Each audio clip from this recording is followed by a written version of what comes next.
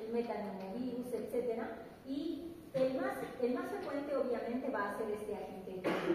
que estamos mencionando. Entonces, el 99% de esta población ya ha entrado en contacto, ya de alguna manera ha entrado en contacto. Solo el 40% presenta signos de complicación, es decir, se nos van a complicar estos pacientes.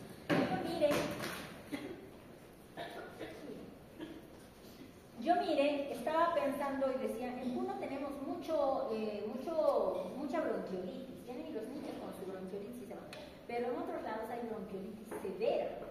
Y yo, después de esta capacitación, he regresado francamente muy asustada. ¿Por qué? Porque los niños a veces entran con un cuadro que parece simple, que parece que va a superar rápidamente, y de pronto se complica. Entonces hay que hacerle seguimiento a estos pacientes, ¿listo? Entonces, afortunadamente, el 40%, como que el mayor porcentaje va yendo bien, pero solamente un porcentaje muy chiquitito va a llegar a hospitalizarse. Y un pequeño porcentaje va a morir. ¿Por qué morirá el paciente con bronquiolitis? Por una insuficiencia respiratoria aguda.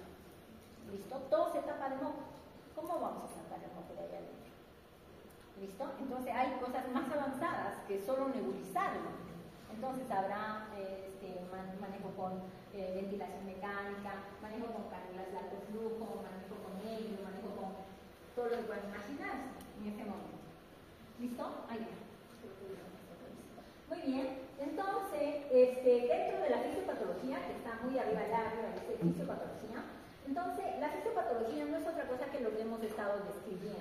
Y aquí entonces podemos ver que es un cuadro de la vía respiratoria superior, generalmente empieza por este lado y va evolucionando, ingresando hacia la vía respiratoria inferior, y hay un epitelio que va a descamarse, que va a alterarse en su parte ciliar. Además, esto va a afectar a la célula, va a haber un gran infiltrado, un edema, y va a comprometer hasta la alimentación. A mí me pareció interesante esta parte, parece muy mecánico decirlo. Hay tapones de moco, el epitelio muerto, hay fibrina en la zona, hay partes que se atelectasian, ¿no? Y hay partes que un poco se distienden, alteración finalmente en la ventilación-perfusión. Cuando estamos hablando de ventilación-perfusión, estamos hablando del contacto del alveolo, y estamos hablando del intersticio, y estamos hablando del vaso. Cuando se altera este pasaje de gases a través de esta membrana, estamos hablando de una alteración en la ventilación-perfusión.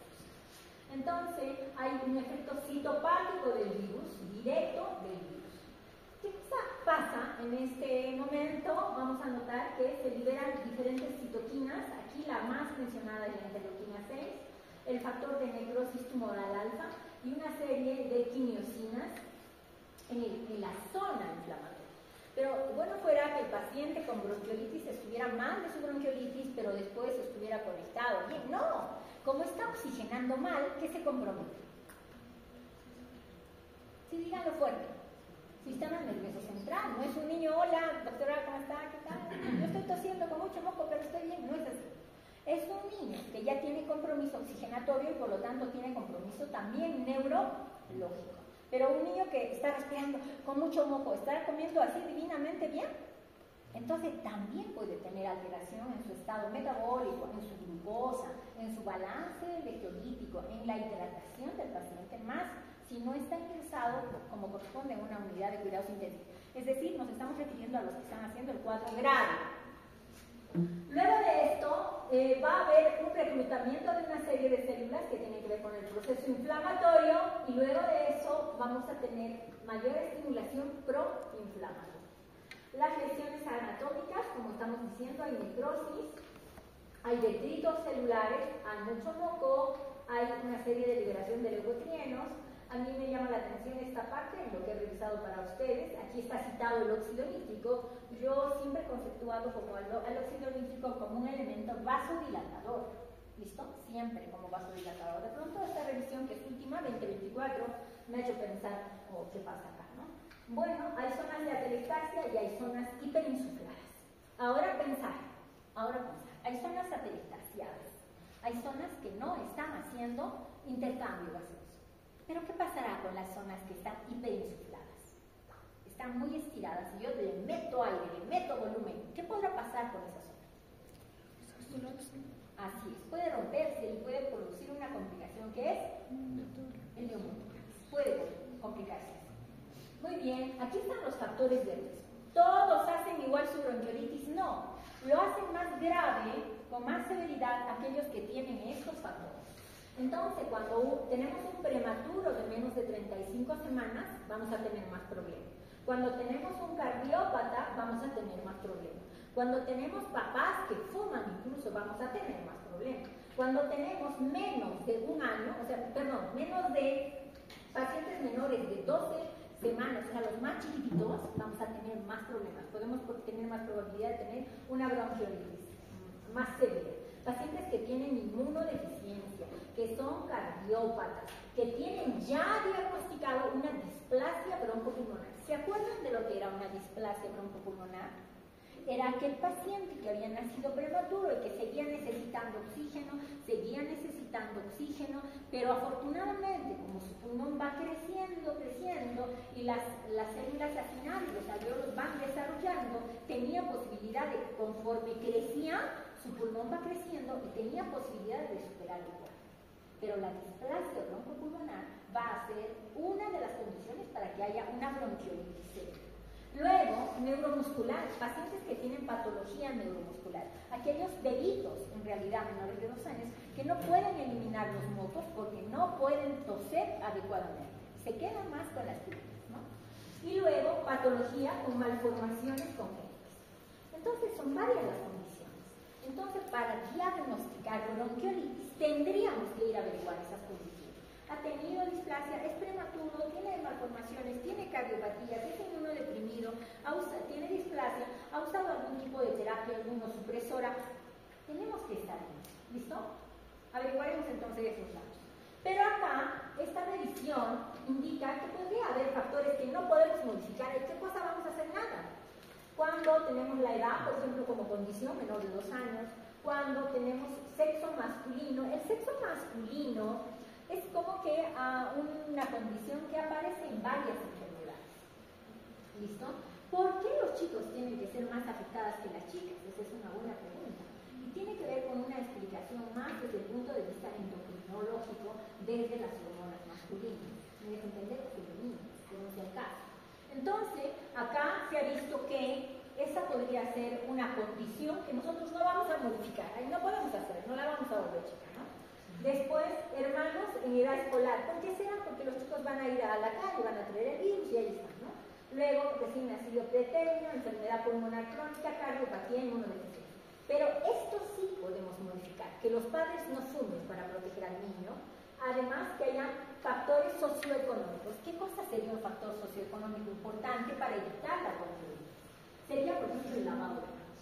Miren, que más adelante lo he puesto, hay datos en los cuales el virus sincitial respiratorio puede estar en la mano de la mamá por muchas horas. De pronto la mamá le limpia los moquitos con el papel, ahí tiene los moquitos del papel higiénico y ahí tiene los moquitos y de pronto toca algo y ahí se queda el virus. O sea, el lavado de manos, futuros colegas, es una medida que debemos hacer de manera seria y con todos sus pasitos y como debe ser con el tiempo necesario. Entonces, esto sí podemos modificar, que la gente se lave las manos. El nivel de vitamina D, esto está cuestionado. Había un tiempo en donde se decía, sí, dale vitamina D para que no le dé bronquiolitis. Pero esto está cuestionado, todavía no tiene mucha evidencia. El diagnóstico, mire, la Academia Americana de Pediatría señala que debemos partir por hacer una buena historia clínica. Y si la Academia Americana lo dice, ¿quién soy yo para decir otra cosa? ¿No es cierto? Entonces, hay buena historia clínica, buen examen físico, factores de riesgo en su historia. Por favor, fíjese si hay prematuridad, vea si es cardiópata la guagua. Y después vamos a ir viendo que en la historia clínica hay aspectos también que se deben considerar, como es el examen físico. El examen físico, la evaluación del paciente, que va a considerar si tiene rinorrea, estornudos, fiebre, etc. Esto es importante considerar si está polipneico, taquipneico, si tiene retracciones, etc. Las apneas. Esto es un aspecto importante que debemos ver en las bronquiolitis que nos permite decidir si el niño se va a hospitalizar. Entonces, de primer grado, ya sabemos cómo se define una apnea. ¿Cómo se define una apnea? Así es, excelente. Es el cese de la respiración por más de 20 segundos. Ya yo diría de 20 segundos en adelante. ¿Qué más? Con desaturación y baja de la frecuencia cardíaca. ¿Listo? Otra es la apnea que nosotros registramos en los ventiladores. Esta es una apnea diferente, ¿no? Para las alarmas, eso es otra cosa. Pero esta apnea es así, sencillamente así definida. Como el cese de la respiración por hasta 20 segundos, acompañada de desaturación y acompañada de modificación de la frecuencia cardíaca. ¿Listo? Muy bien. No se recomiendan los exámenes de laboratorio. Y ahí dirán, doctora Tania, usted está diciendo que no se recomiendan los exámenes de laboratorio, pero la otra vez yo le vi que usted estaba pidiendo. Sí, la doctora estaba pidiendo hemograma, le pidió radiografía, le estaba pidiendo PCR. Pero acá dice, no se recomienda. Entonces, ¿por qué uno hace cosas al revés? ¿Cuál es la palabra? Miedo. Uno dice, Dios mío, ¿y si se agregó no, mejor le pido. Entonces, pero la academia ha visto que es evidencia que no se debe pedir exámenes de laboratorio, radiografía, etcétera, ¿no? Entonces, esto es importante. Pero miren lo que dice acá. Estudios demuestran que la obtención de esta última se asocia a un mayor uso de antibióticos. Yo voy y escucho, tiene sibilante, bronquiolitis, pero de pronto encuentro una placa con otro tipo de imágenes y digo, Tania, te equivocaste, dudo de lo que he hecho. Eso la academia dice. Entonces dice, es perjudicial estar tomando otras cosas porque los médicos van a cambiar su opinión y van a empezar a dar más antibióticos. ¿Listo? Muy bien, pero si es severa, un 25% o un poco menos, estos van a ser hospitalizados los pacientes y luego va a necesitarse en algún caso radiografía para ver esta zona de la magnitud de las atelectasias. Ya ha pasado todo el capítulo de respiratorio. ¿Cómo se maneja una atelectasia? ¿Qué es una atelectasia? Ya han hecho todo el capítulo casi de respiratorio. Yo estoy llegando atrasada. Pero, ¿cómo se maneja una atelectasia? ¿Qué se debe hacer en una atelectasia? ¿Qué es una atelectasia? Es un área del pulmón donde hay un espacio fisiológico muerto, más grande. ¿Está bien esa definición? Espacio fisiológico muerto, más grande. No estoy diciendo espacio anatómico, no, espacio fisiológico. ¿Está bien eso? Eso es una atelectasia, un espacio fisiológico un poco mayor. No hay intercambio. Entonces, eso es una atelectasia. Un área en donde no se produce intercambio gaseoso, un área de alveolo que sea colapsado. ¿Y cómo manejo eso? Esa era la pregunta. ¿Cómo lo abro? ¿Cómo hago que vuelva a abrirse el alveolito? Le doy golpes. Le meto presión. ¿Cómo hago? Esa es una buena e interesante pregunta. Muy bien. Luego, la clínica, ya sabemos disnea, ya sabemos sibilancia, crepitancia, ya sabemos. Dificultad respiratoria, ya sabemos.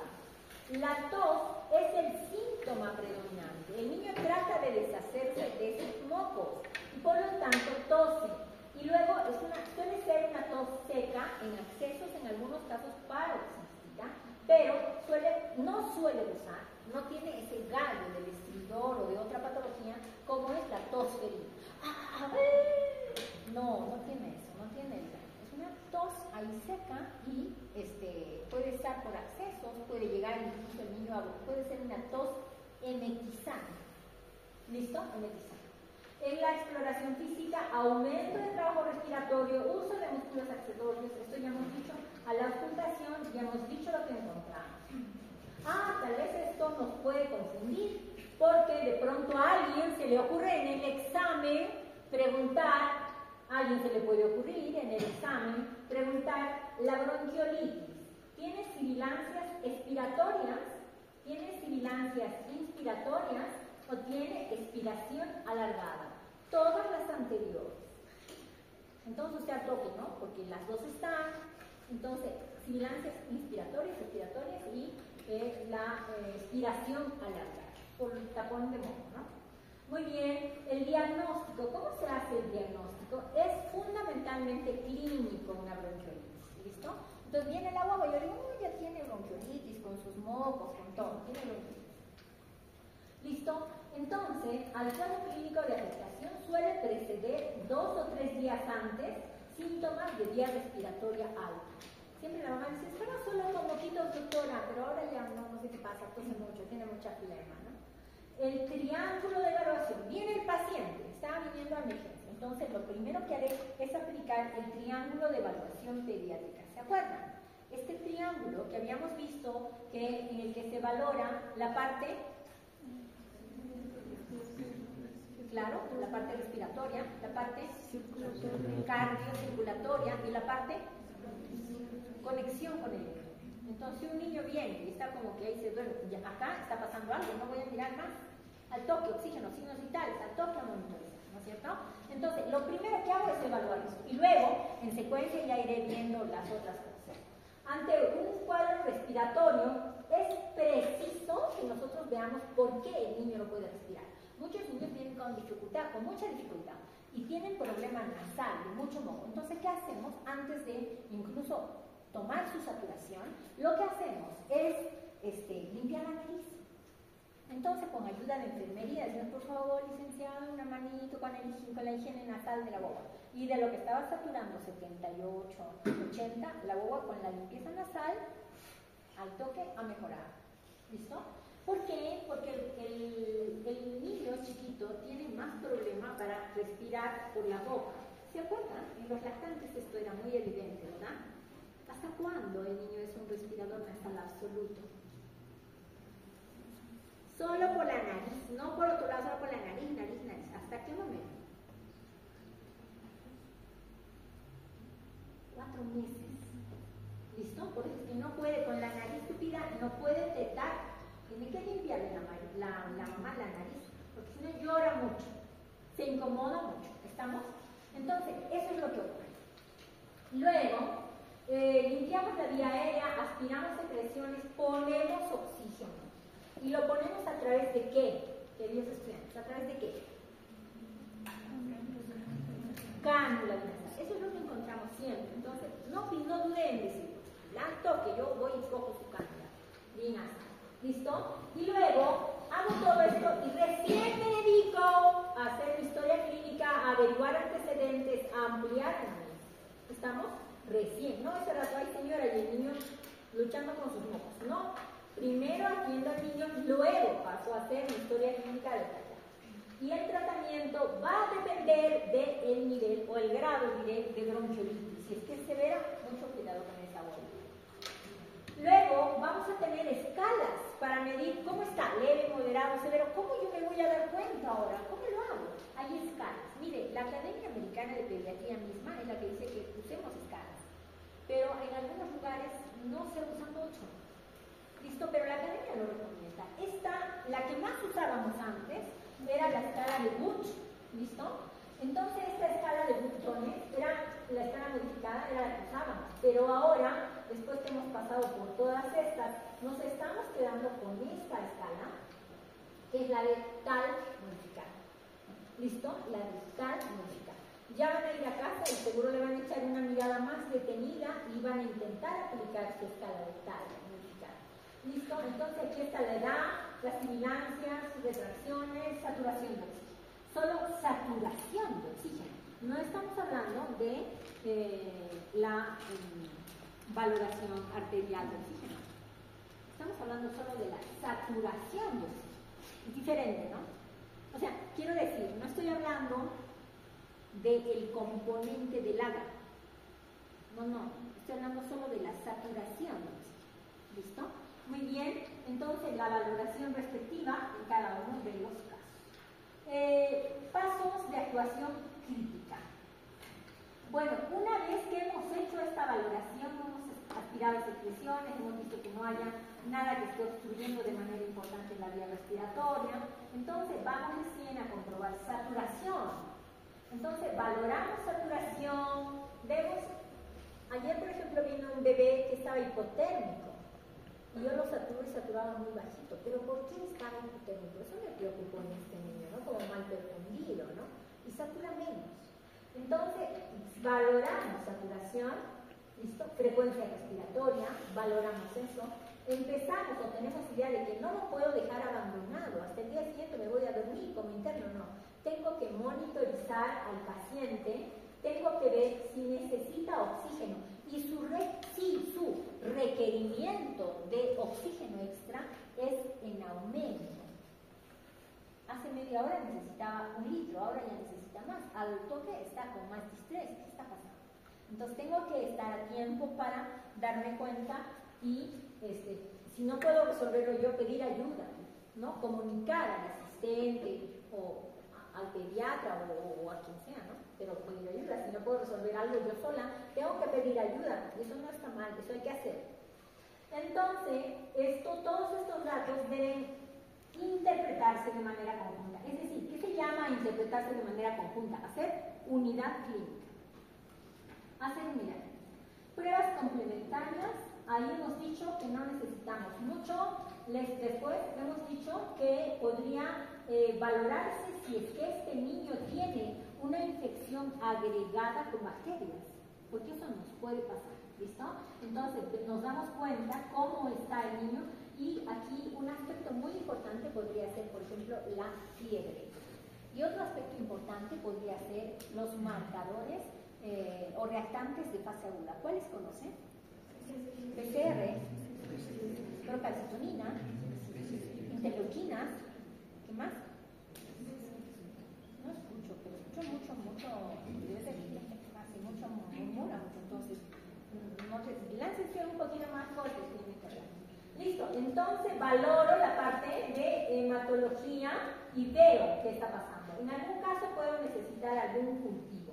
La única coinfección bacteriana importante, listo, puede ser importante, muy importante, relativamente importante, no, grandemente importante, sí, se asocia con bronquiolitis, sí, cuando tiene fiebre, sí, la infección urinaria. Entonces, se ha visto aquellos pacientes que hacen bronquiolitis, nosotros obligatoriamente tendríamos que descartar una infección urinaria. Es decir, tendríamos que pedir un examen de orina. Ese dato es importante, ¿eh?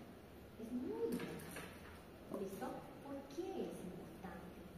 Porque los chiquitos muy rara vez hacen infecciones urinarias si no tienen una condición de fondo. ¿Listo? Pero además las infecciones urinarias son más bacterianas que virales. ¿Se dan cuenta? La bronquiolitis es un cuadro viral. Mucho cuidado con eso. Entonces ya estamos viendo acá que tenemos que pedir casi obligatoriamente un examen de orina. Y los exámenes nunca se piden solos, ¿verdad? ¿Cómo se pide? Examen de orina más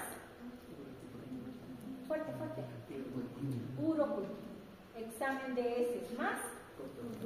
Excelente. Entonces, en este caso, solo examen de orina y tendremos que valorar luego. Ahora, puede haber algunos casos que se complican, como otitis media. La radiografía no está recomendada. Bueno, luego, es importante, en otros lugares lo que se hace es un panel viral y se ve qué virus es.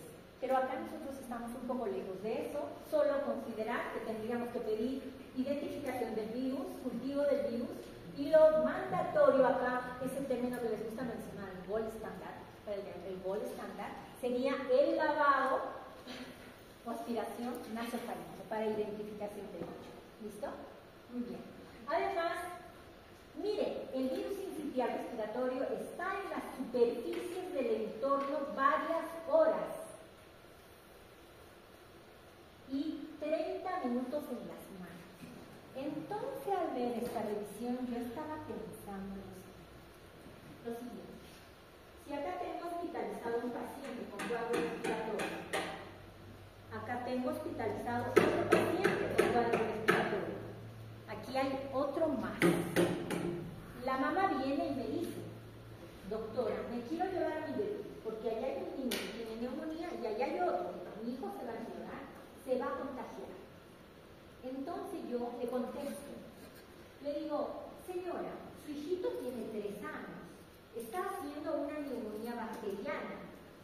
Y además, señora, su hijito está recibiendo ya desde ayer antibiótico. Y yo sé que 1 hora después de administrado el medicamento antibiótico, el paciente ya no contagia, disminuye grandemente su posibilidad de contagio. ¿Me dejo entender? Por eso es que las infecciones en el hospital no son que uno sale y después el otro, no es así. Pero el virus es diferente. El virus es distinto. ¿Listo? Entonces, este puede tener neumonía, no me va a contagiar, pero si este tiene un cuadro viral, este sí me va a contagiar. ¿Me dejo entender? Entonces, en las salas de hospitalización, muchas veces se ve que uno tiene virus sincitial, toditos hacen virus sincitial respiratorio en su organismo. Entonces, miren la ciencia cómo ha determinado que después de 1 hora de recibir antibiótico, tiene menos probabilidad de contagiar, ya que es un cuadro bacteriano.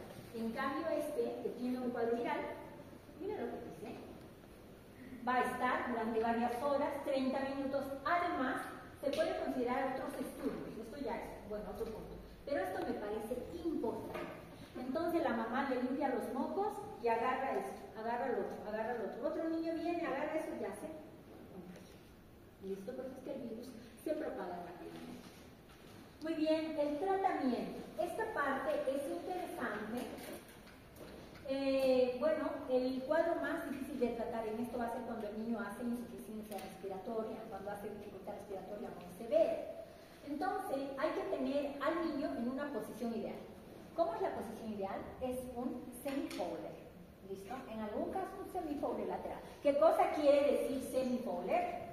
Nada más que un poco sentadito, con un almohadoncito detrás, en 30 grados. Cabecera en 30 grados. Lo primero, para evitar que se aspire con los mocos.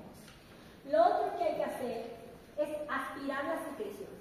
Para esto hay un montón de dispositivos. Hay unos sacamocos, así desde chiquititos de 5 soles, hasta unas maquinarias un poco más sofisticadas que sirven para sacar los mocos. Y si ustedes miran en el internet, van a encontrar unas cosas que hasta sirven para lavar los mocos, ¿no? Que lanzan agua por el otro lado sacan. La Academia Americana dice, oye, no sea tan agresivo, no es necesario estar haciendo esas cosas así, ¿listo? Pero el sentido comercial nos muestra eso. Luego hay que poner oxígeno. ¿Cómo lo pongo? Lo primero es cánula binasal. Eso es oxígeno alto flujo, abajo flujo. Abajo flujo. Excelente. Entonces partimos por ahí. Y luego, después de que lo hemos estabilizado, lo podemos tener en observación para ver cómo va yendo. Luego, en los casos menos graves, este niño con las recomendaciones se puede ir a su casa. Luego, vamos a ver, ¿qué pasa de acá? Vamos a ver medidas de soporte. Ahí vamos a ver qué es una medida de soporte. Si el niño no come, porque el niño que está taquifrénico no puede darle comida. ¿Se entiende? Si usted ve un niñito, ay no, que tome nomás, que tételo. No, se puede morir, se puede aspirar y hacer una neumonía aspirativa, se muere. Usted no tenga miedo, póngale NPO. No, pero ¿cómo va a comer? Ya, póngale sonda. Y le das por sonda. Entonces tenemos que protegernos y proteger al niño, ¿ya? Entonces sonda nasogástrica y luego accesos. Hay que buscar accesos. ¿Cuáles son los accesos venosos más comunes? ¿Qué han visto? Vamos. Los vasos del dorso de la mano. Algunas veces se hace catéteres venosos centrales, ¿se acuerdan? De la yugular externa, la subclaya, ¿verdad? Femoral, ¿verdad? Esos ya son para pacientes más complejos. Pero finalmente solo necesitamos una vía de acceso.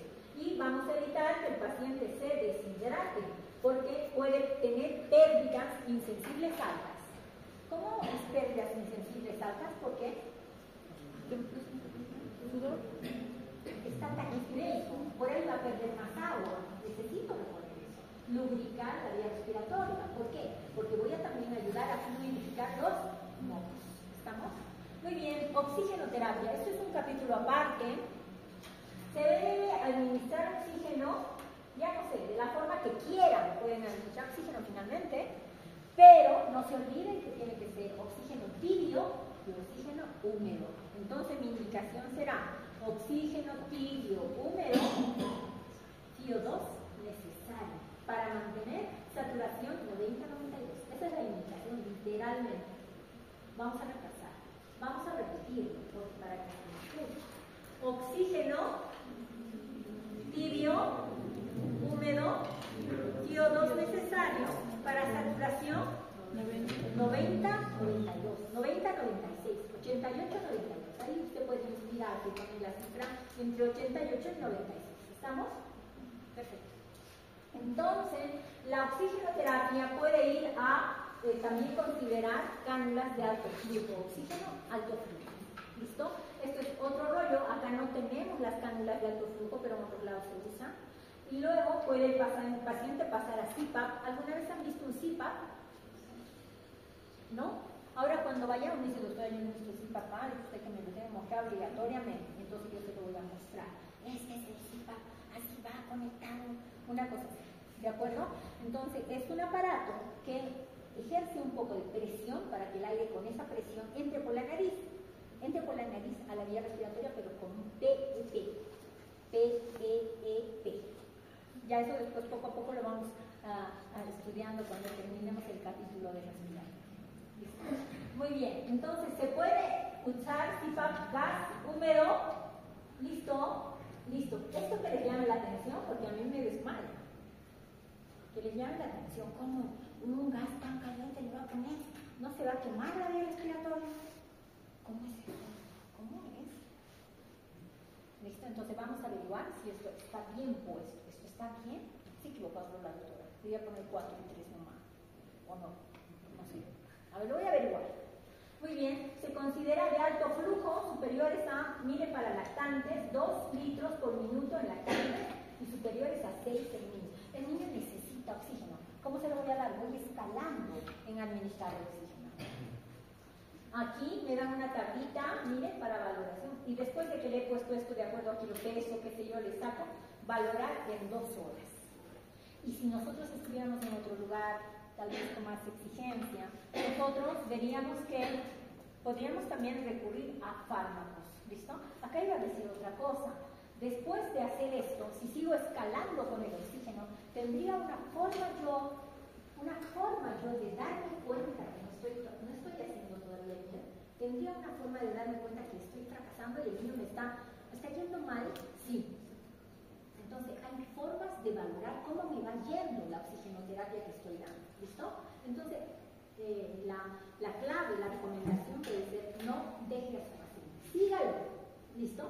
Sígalo. Usted ahí pegado. No lo está entendiendo, usted vuelve a examinar. No sé qué está haciendo, no entiendo nada del paciente, no coincide. Usted otra vez a revisar los exámenes.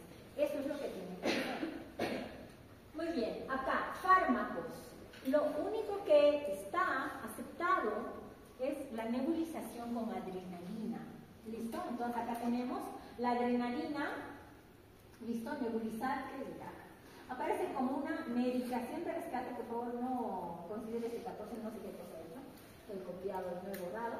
Y luego, esto nos va a ser muy importante. Entonces, la adrenalina entra en nuestro cerebro para nebulizar al niño. Adrenalina entra en nuestro cerebro para nebulizar al niño con bronquiolitis. Es la adrenalina. ¿Listo? La adrenalina está. Pero la adrenalina no era que ese medicamento que yo le pongo y le hace vasoconstricción, y de pronto el corazón, y de pronto, ¿qué tal? ¿Le pasa algo? Y yo tengo miedo, voy a estar en mi posta, ¿cómo voy a hacer? No tema.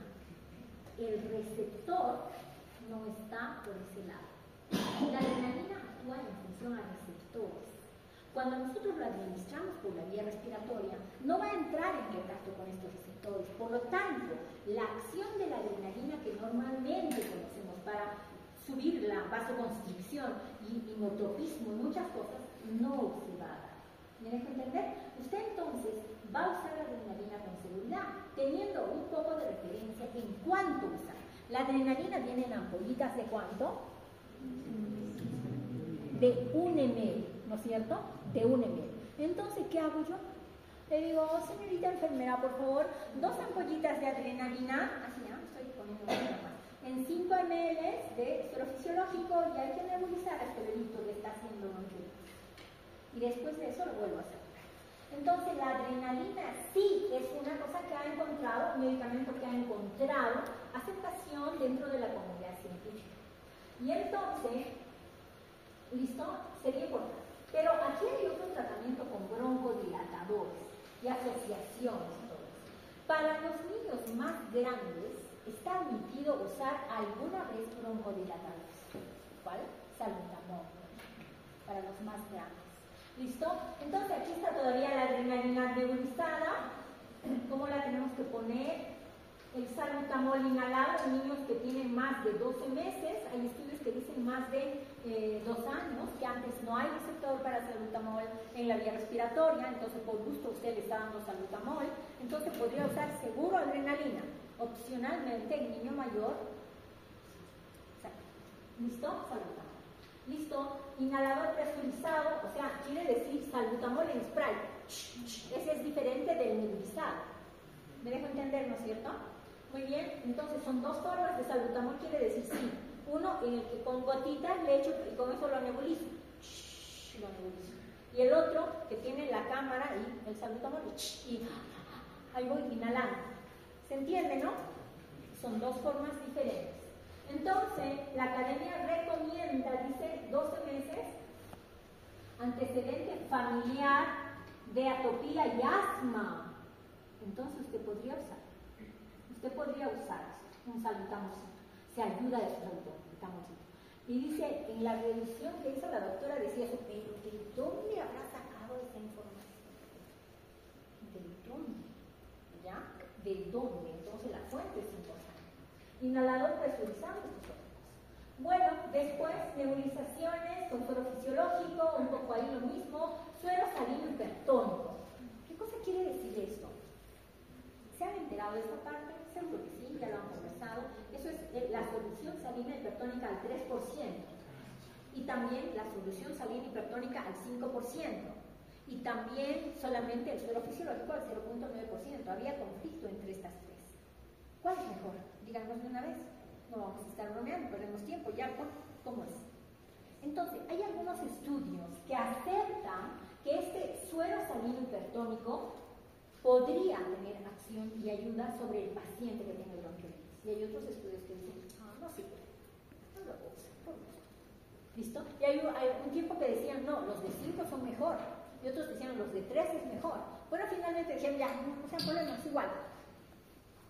¿En qué varía? En la estancia hospitalaria, en los pacientes que tienen solución salina hipertónica al 3%, se ha visto que disminuyen un día de su estancia hospitalaria.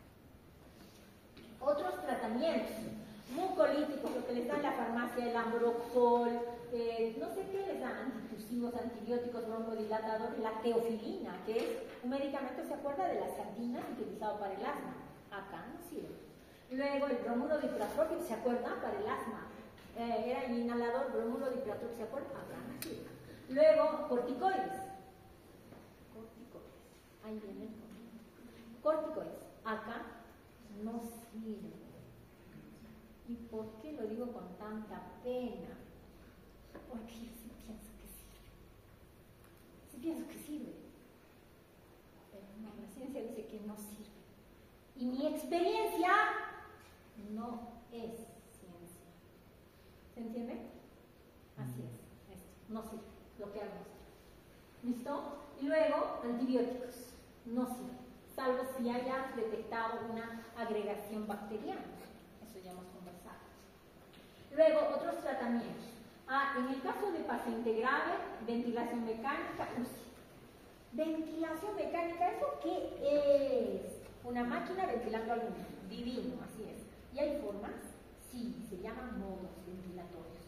¿Alguno de esos modos ya nos puede avisar que sirve? No puede. ¿Por qué? Porque no se sabe. ¿Cuáles son los modos? Asisto controlado, presión soporte, ventilación sí, sincrónico mandatorio intermitente. Hay modos, son como formas de ventilar, ¿ya? Son formas de ventilar. Esta es una forma, el controlado, el asisto controlado, el SIM, no sé, ¿qué otras más? No sé, el bafo. Hay formas. ¿Alguno de esos sirve? ¿Ya nos puede anticipar que sí sirve? No, porque la ciencia no lo ha averiguado. ¿Listo?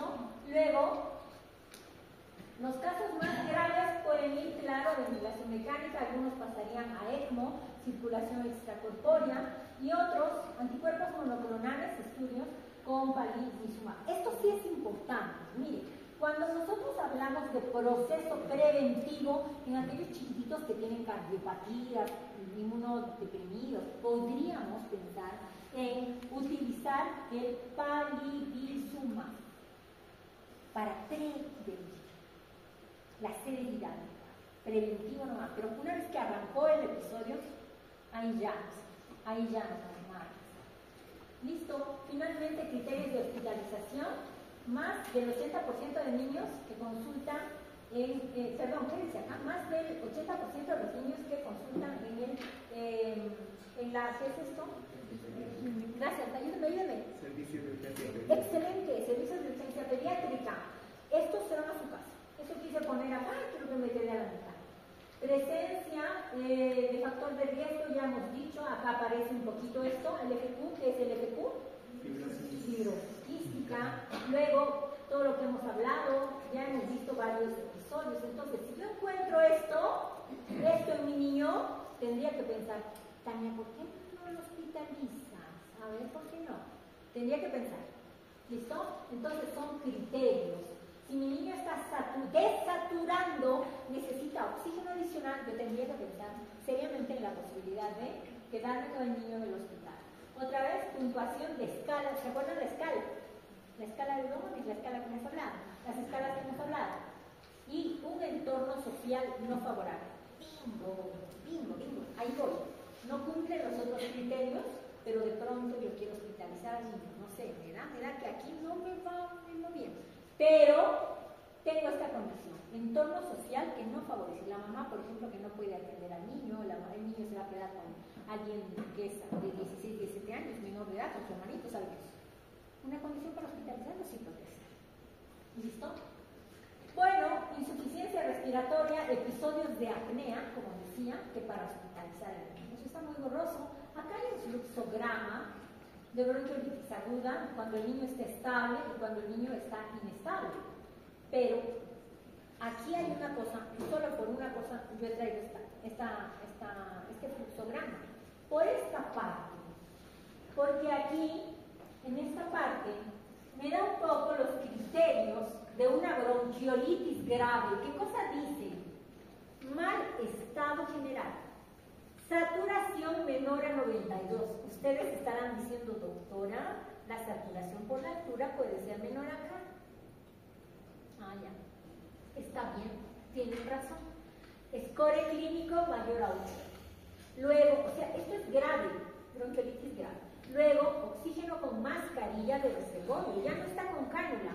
Ya he pasado a la otra etapa. Está con mascarilla de reservorio. Mucho cuidado. Y luego está aumentando el flujo, no el fío, el flujo. ¿Qué es el flujo? Es cuánto le abro a la perilla. ¿Listo? ¿Cuánto le abro a la perilla? Entonces, si yo le abro 1, eso va a ser flujo 1 litro. Si le abro 2, eso va a ser flujo 2. Si le abro 3, eso va a ser flujo 3. Entonces, ese es el flujo. Y en los estudios se ha visto que es más pesante poner el flujo que el fío. ¿Me dejo entender? ¿Ya? A ver si lo procesamos, pero si podemos memorizar esta parte mientras tanto. Que anoten mi historia, más importante el flujo, es más importante el flujo que poner fío. El fío. ¿Cómo sacaban el fío? ¿Se acuerdan? ¿Cómo se sacaba el fío? Así estamos a 21, ¿no es cierto?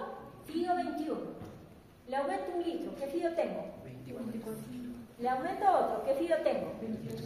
Le aumento otro más. 32. Ahora me entenderá. Es más importante poner el flujo, ¿a cuántos litros está? Que ponerle el fío. ¿Me dejo entender? ¿Por qué? Porque el fío es algo que yo calculo. Pero miren esto, cuando pongo la cánula binasal, el niño respira una parte de eso. No respira la totalidad. Por lo tanto, es un fío supuesto. ¿Listo? Es un fío supuesto. ¿Listo? Entonces, cianosis, si tiene cianosis, ya es grave. Si tiene conciencia alterada, ya es grave. ¿Listo? Si tiene quejido, es grave. Si he usado adrenalina, no me está resultando, es grave. Uso cánula de alto flujo, eso es grave. Entonces, y más características, maniobras de RCP, obviamente eso es grave, ¿no?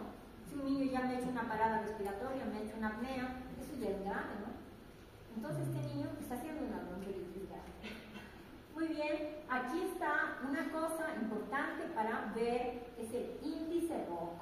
Este índice ROC es un índice que me permite predecir cómo va mi niño, si es que lo que estoy dando de oxígeno, eso seguramente lo van a ver más adelante en algún momento, pero solo yo quería presentárselos. Es el índice ROC. En algún momento en su internado tal vez lo usen, por si acaso anótenlo, por si acaso.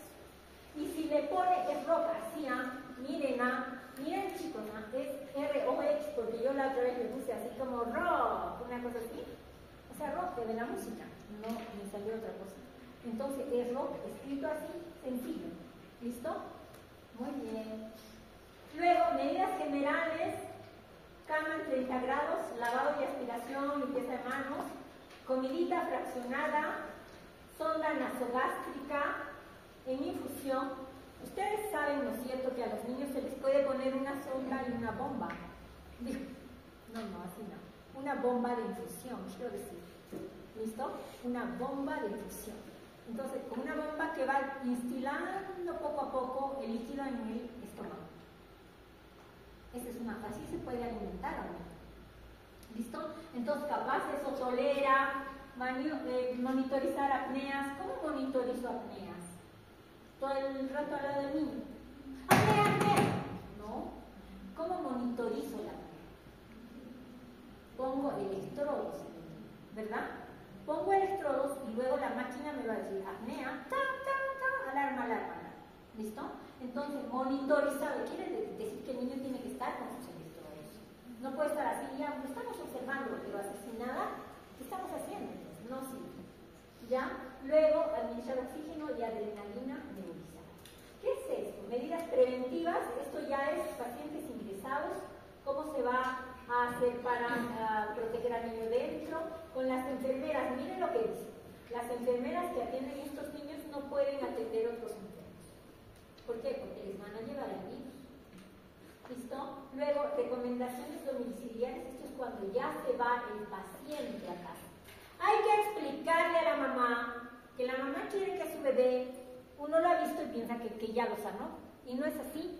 El niño la mamá necesita saber que el curso de la enfermedad puede ser 2 días, pueden ser 3 días, pueden ser hasta 12 días. Y a veces la mamá no entiende por qué está pasando. Y hay que decirle otra cosa más.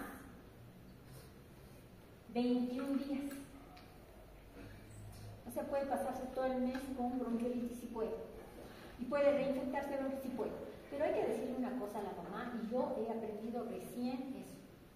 ¿Qué cosa? Que su hijo puede morir por bronquiolitis. Lamentablemente, no se sabe cómo va a ir.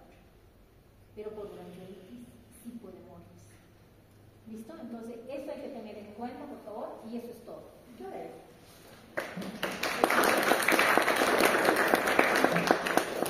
Bien, eso es todo, gracias. Si hay alguna pregunta, ¿puedo?